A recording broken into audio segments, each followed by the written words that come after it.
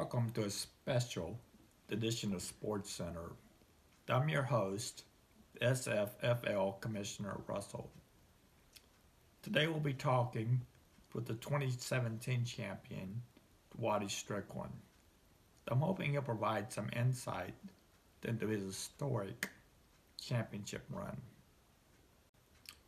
Waddy, before we discuss your championship games, can you talk about this year's draft? Everyone's team changes dramatically from week 1 to week 16. However, you kept your team fairly solid. Did you upgrade your team through acquisitions or trading? Also, your comments on BQMW's draft analysis, picking you 9 out of 12 teams. After not making the playoffs for 3 straight years, I knew we had to get better in the draft, and I thought we did. And then after the draft, the vice president for data analytics at BQMW comes out and ranks us 9 out of 12 for the draft. I went back and looked at that, and only one of the playoffs teams this year was in his top 6. Everybody else was in his bottom 6. So I think that speaks for itself. That, and also when you look at his record this year, he was demoted all the way down to organizing the company picnic, so I think that speaks for itself. We also built our team through free agent acquisitions. We had to replace Andrew Luck at quarterback, went out and got Alex Smith and Jared Goff. Martellus Bennett got hurt halfway through the season, and then also we played around with different defenses, so like everybody else did. So I would say it's a combination of both. You have to be good in the draft, but you also got to stay active in the free agents. Now trades in our league, they're difficult, and I don't think anybody had much success this year in trades. So that's something I think the commissioner should look at in the off season and see if we can change some of the trade rules. I agree, Waddy. Trades are very difficult to get approved. I myself had only 4 trades approved. I'll appoint a committee to study this issue. Now let me ask you about the preseason owners poll. Your thoughts on being the favorite. Then the question everyone wants answered is, why didn't you vote for your own team? I was quite surprised to see us picked in the preseason owners poll to be the number 1 team. After all, we hadn't made the playoffs for 3 years. Me, I voted for Brent. I thought he had a good team returning and really thought he had the best chance to defend his trophy. Okay, it's a long, brutal 13-week regular season. You're sitting at 6-6. You're currently not in the projected playoffs. You're facing an up and down BQMW team. Did you look at that game as a must-win? Also, do you regret not starting your quarterback and benching him? Walk us through that nail-biting game. We had looked at all the different scenarios going into that last week of the regular season, and I just really felt we had to win. And we were playing BQMW, so we knew it was going to be a tough game. Went out, and Alex Smith had not been playing well, so we did not start him, and he scored 41 points that day on the bench, and I thought we were in trouble. But everybody else on the team kicked in, and going into Monday Night Football, we had a 24-point lead with Le'Veon Bell left to play for BQMW. Well, it went down to the final plays. Bell scored 23 points, and we made it into playoffs by 1 point. So yes, that was a nail-biter, but from our perspective, we really started the playoffs in week 13 because I felt like if we didn't win, we weren't going to be in the playoffs. Yeah, that was a real turning point. Watching the playoff selection show, were you surprised at your number 5 seed? Well, not really. I thought winning the last game of the season convincingly, like we did, we deserved to be the number 5 seed. I could have even seen us going in as the number 4 seed. What really surprised me the most at the playoff selection show was when Brent turned down the number 6 seed. I felt like all his points for winning the last game going into the playoffs was really setting up his team to make a run in the playoffs and defend his title. But I understand that Brent has high expectations for his team, and I have to respect his decision. Indeed, I thought Brent showed some real class there. You were picked again as the favorite by the owners in the pre-playoffs poll. Did this add any unnecessary pressure? Just like being picked to win the regular season, I was very surprised that we got picked by the other owners to be the favorite for winning the championship. Coming from a number 5 seed, I knew that very first game playing JTFM was going to be tough. I felt like if we won that game, we had a good chance of winning the whole thing, but that was going to be a very hard game. So given that really tough draw we had for our first playoff game, I was surprised that we got picked by the other owners to be the winner. Yeah, that first round matchup against JTFM turned out to be really brutal. You escaped with an 88-80 victory. Walk us through that game.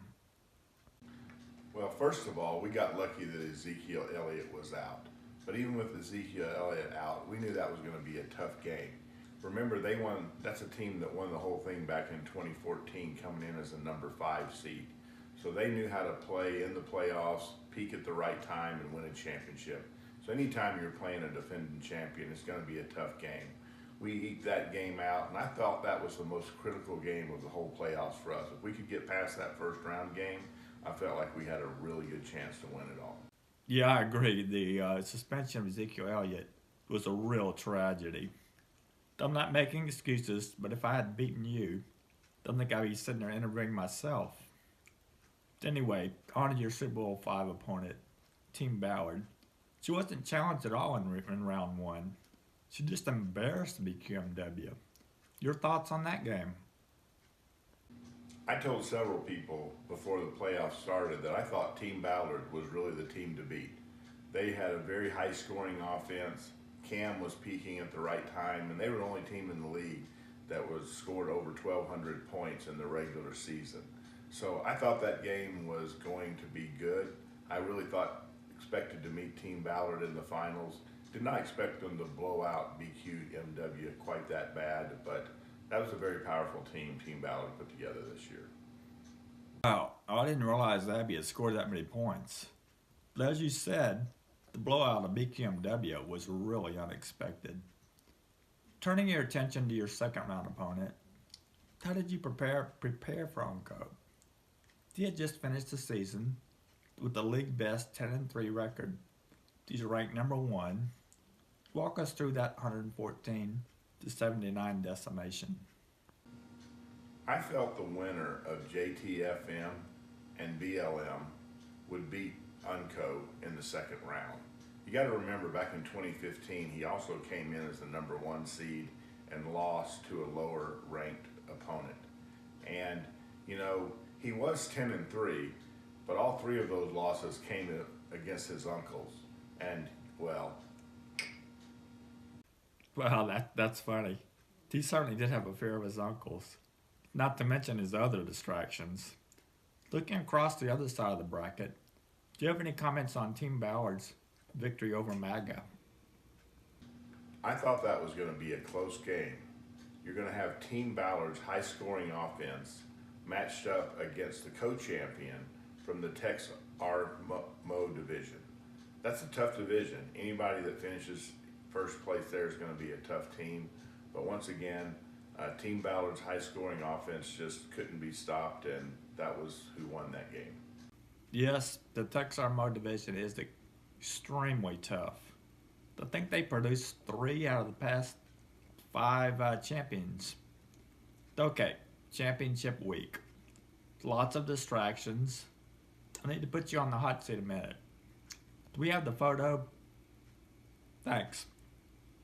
Did you attempt to board the North Korean jetliner?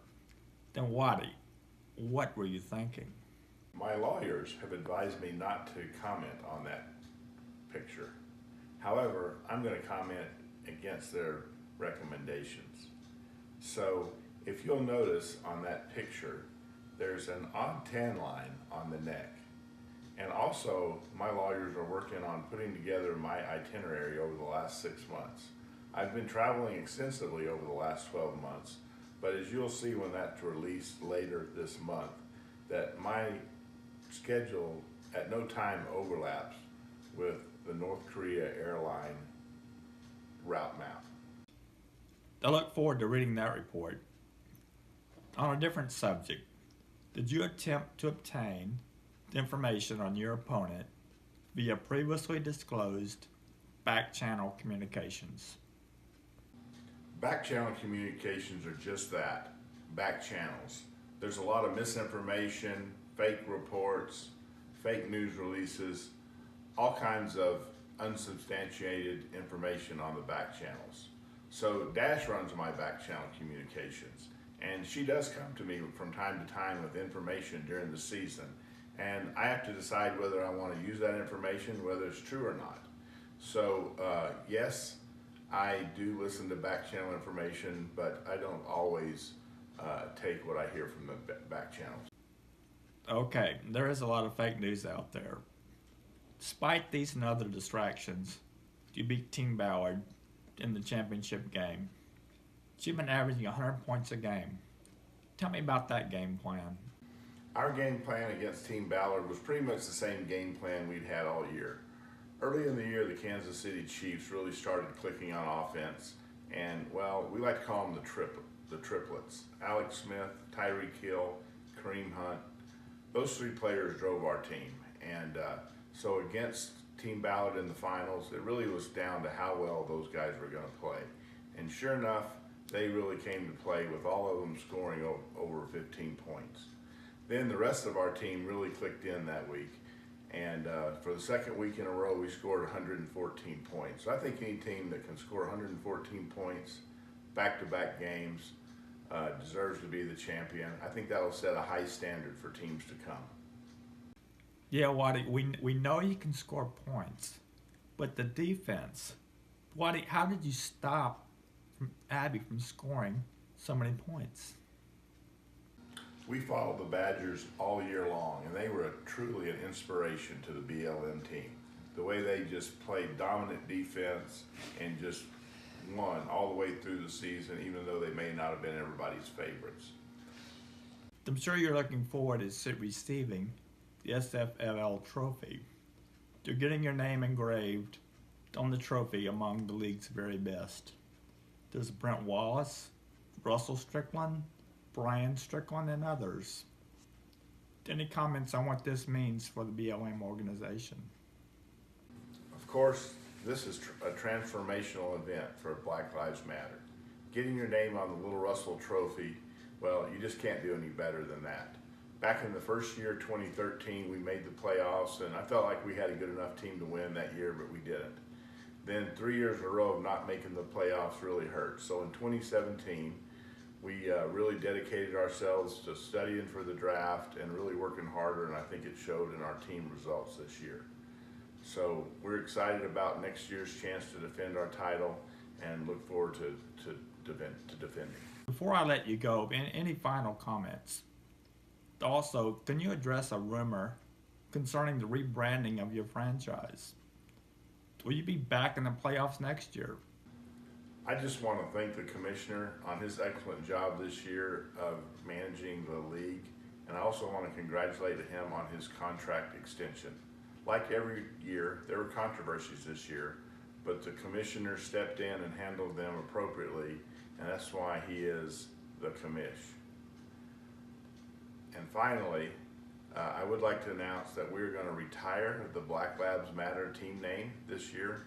I think that team deserves it after winning a championship. We'll announce later in the year what the team name will be for the 2018 season. Thank you so much, Waddy, for those kind words. I'm looking forward to another 5 years as commissioner. Now, let's open the floor for questions from other owners. Thank you, Mr. Commissioner. I want to remind Mr. Strickland that you're still under oath.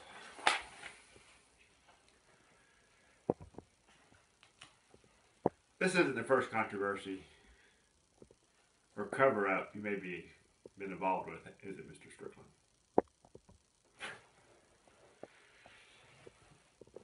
Is it true you were an employee of Goat Island Resort in South Carolina in the 1970s?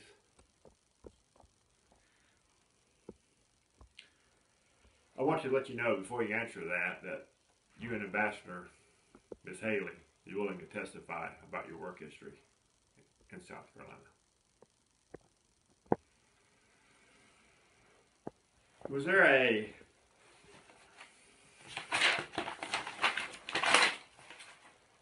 incident involving an automobile, yourself, and some other Goat Island employees?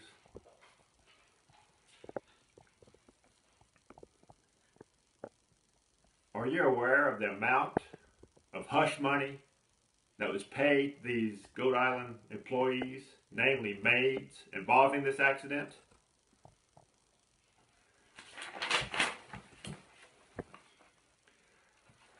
Mr. Commissioner, I would like to hand this back over to you, but I would like to reserve my time to answer a few more questions later. Thank you. I would like to invoke my Fifth Amendment right against self-incrimination and respectfully refrain from answering that question. Waddy, I want to solve a family mystery. When we lived in South Carolina, there was a hole that appeared in one of the doors upstairs in the upstairs hallway.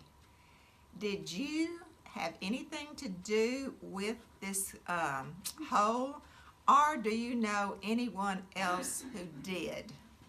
Thank you for your honesty. On the advice of my counsel, I would like to invoke my Fifth Amendment right against self-incrimination and respectfully refrain from answering that question. Waddy, I am very concerned about the cannabis problem in Colorado. Could you please tell us how the current laws have affected your marijuana usage? On the advice of my counsel, I would like to invoke my Fifth Amendment right against self-incrimination and respectfully refrain from answering that question. Thank you, Mr. Commissioner, for saving this time for me. I have one more question for Mr. Strickland. And a follow-up. Mr. Strickland, have you been known in the past or referred to in the past by any of these following names? Charles, Charlie, Chuck, Waddy with D's, Wally, or Whitey? How about Strick, or even Rick? If you're as innocent as you proclaim to be, why so many aliases? Back to you, Commissioner. I would like to invoke my Fifth Amendment right against self-incrimination and respectfully refrain from answering that question. Waddy, are you a closet Democrat? And did you vote for Hillary Clinton in the last presidential election? Wow, Russell, that was a curveball. I would like to invoke my Fifth Amendment right against self-incrimination and respectfully refrain from answering that question.